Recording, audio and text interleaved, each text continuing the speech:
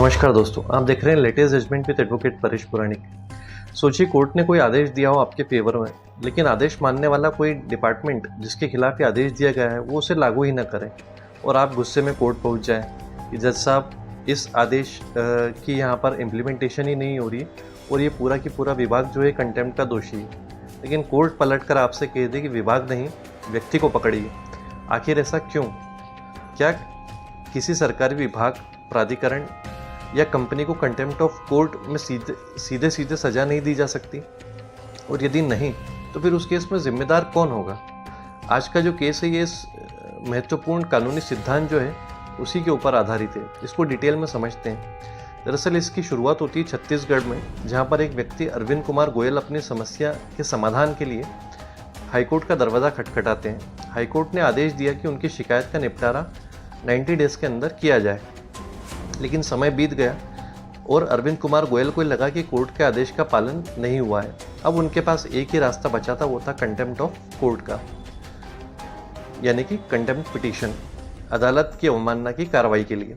उन्होंने हाईकोर्ट में इसके लिए एक याचिका दाखिल की, लेकिन यहाँ एक दिलचस्प मोड़ आया और वो ये आया कि उन्होंने प्रतिवादी के रूप में सीधे NHAI को ही पक्षकार बना दिया था और यहीं से पूरा मामला बदल गया। ये एक इम्पॉर्टेंट प्रिंसिपल के ऊपर ये जजमेंट बेस्ड है, जो कि प्रैक्टिकली लाइफ में आप में से बहुत लोगों से ये गलती हो सकती है।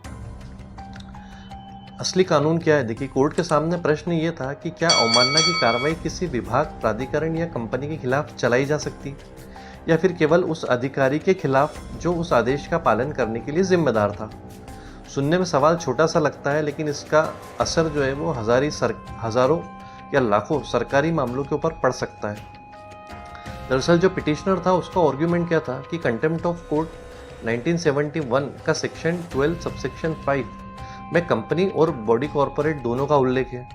NHAI भी एक लीगल एंटिटी है, इसलिए उसको पक्षकार बनाना पूरी तरीके से वैध है। उनका तर्क था कि यदि संस्था ने आदेश का पालन नहीं किया है तो फिर संस्था को भी जिम्मेदार माना जाना चाहिए। कोर्ट ने कानून देखा।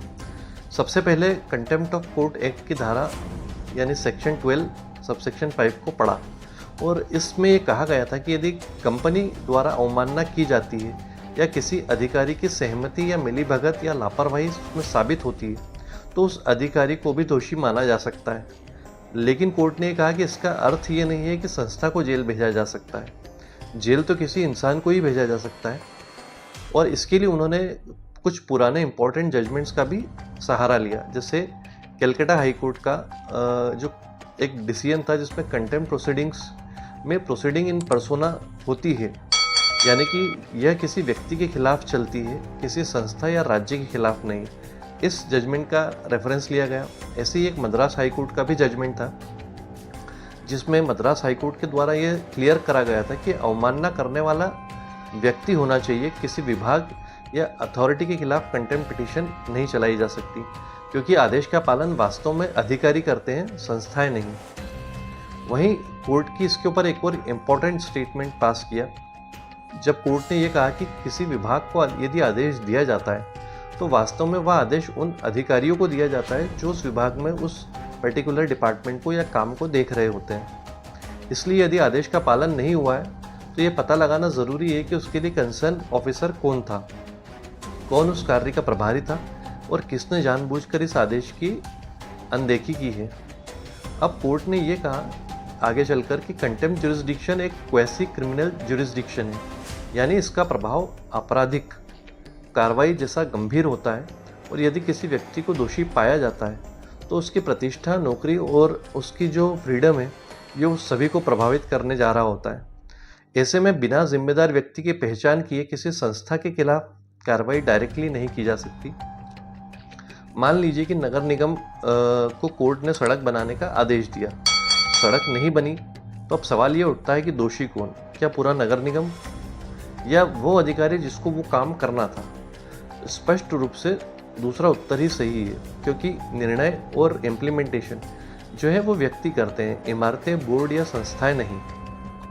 हाईकोर्ट ने इसका एक और एनालिसिस दिया। कोर्ट ने कहा कि NHAI एक ज्यूरिस्टिक एंटिटी है, ये एक कानूनी संस्था है, लेकिन अवमानना की कार्रवाई स्वभाव से जो है वो व्यक्तिगत होती है, पर्सनल होती है, और इसीलिए संस्था को कंटेम्नर बनाना उचित नहीं है। यदि कोई अवमानना हुई भी है तो उसकी जांच जो है वो जिम्मेदार अधिकारियों के खिलाफ की जाएगी।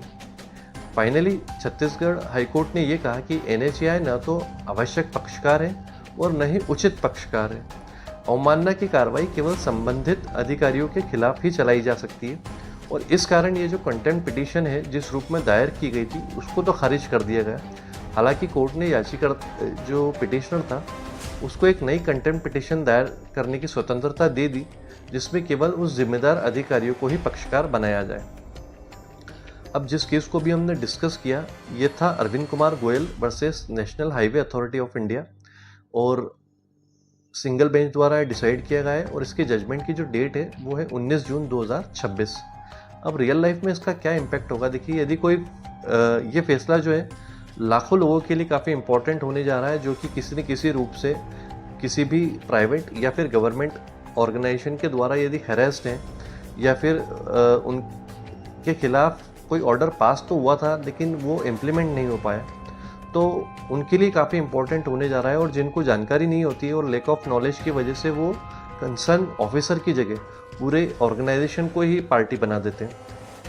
तो यदि किसी सरकारी विभाग, निगम या प्राधिकरण या कंपनी में किसी ने कोर्ट के आदेश का पालन नहीं किया है तो फिर अवमानना याचिका दाखिल करते समय संस्था का नाम लिख देना पर्याप्त नहीं होगा। आपको उस अधिकारी की पहचान करनी होगी जो कि उस आदेश के पालन के लिए जिम्मेदार था, वरना आपकी याचिका उसी स्तर पर खारिज हो सकती है।